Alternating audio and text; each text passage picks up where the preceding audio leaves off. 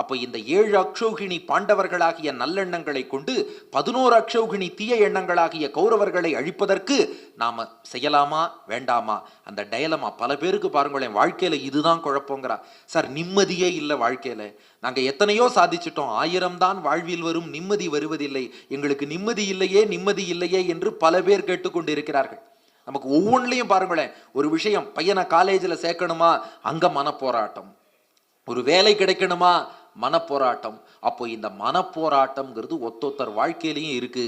அப்போ கீதைனா எங்கோ துவாபர யுகத்துல குருக்ஷேத்திரத்துல உள்ள அர்ஜுனனுக்கு சொன்னதுன்னு இல்லை, நம்ம ஒத்தொத்தருடைய மனப்போராட்டத்துக்கும் தீர்வு சொல்வதற்காக எழுந்ததுதான் பகவத்கீதை.